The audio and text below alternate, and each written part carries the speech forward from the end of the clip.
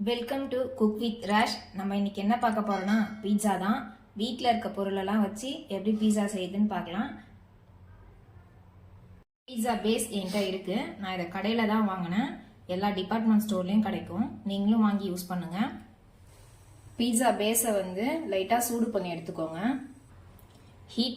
Heat பண்ண base மேலே pizza sauce சேர்த்துக்கோங்க.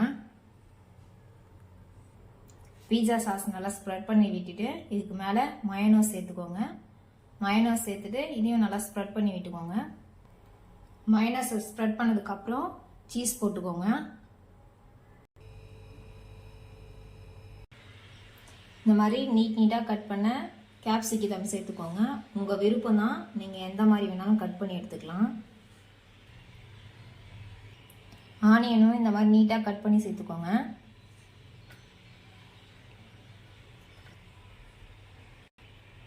இந்த மாதிரி நீல வாக்கில் கட் பண்ண கேரட்டை சேர்த்துக்கோங்க. இதுக்கு மேலே கொஞ்சமாக சீஸ் சேர்த்துக்கோங்க. இது கூட ஆர்கானிக் சீசனிங் சேர்த்துக்கோங்க.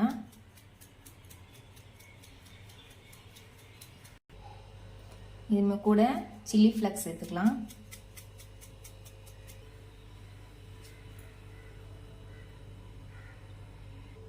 இந்த மாதிரி பிளேட் உங்ககிட்ட இருந்ததுன்னா இது லைட்டாக பட்டர் தடவிக்கோங்க. இல்லை அப்படின்னா நார்மல் பிளேட் இருந்தாலும் பரவாயில்ல. பட்டர் தடவிட்டு ரெடி பண்ண பீஸாவை இதில் எடுத்து வச்சுக்கோங்க. பேனில் தான் நம்ம பீஸா செய்ய போகிறோம். இப்போ பீஸா செய்யறதுக்கு முன்னாடி பேனை வந்து ஒரு 10 நிமிஷம் ஃப்ரீ ஹீட் லோ ஃப்ளேமில் ஹீட் பண்ணி எடுத்துக்கணும். அதுக்குள்ளே வந்து ஒரு ஸ்டாண்ட் வச்சு ஹீட் பண்ணிக்கோங்க. ஹீட் ஆனதுக்கப்புறம் இந்த பிளேட்டை தூக்கி இந்த பேன் உள்ள வச்சுக்கலாம்.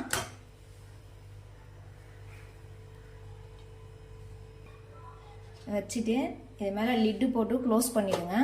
லோ ஃப்ளேமில் ஒரு 10 மினிட்ஸ் அப்படியே இருக்கட்டும். 10 நிமிஷம் ஆயிடுச்சு. எப்படி வந்திருக்குன்னு சொல்லி ஓப்பன் பண்ணி பார்க்கலாம்.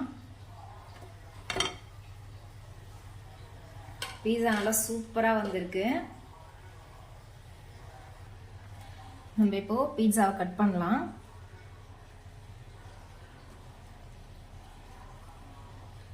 நல்லா சாஃப்டா கட் ஆகி வருது. பீட்சா கட் பண்ணியாச்சு. பாருங்க, நல்லா சீஸ் நல்லா உருகி வந்திருக்கு. இந்த மாதிரி ரெசிபி தொடர்ந்து பார்க்க குக் வித் ராஷ்க்கு லைக் பண்ணுங்க, ஷேர் பண்ணுங்க, சப்ஸ்கிரைப் பண்ணுங்க. தேங்க்ஸ் ஃபார் வாட்சிங்.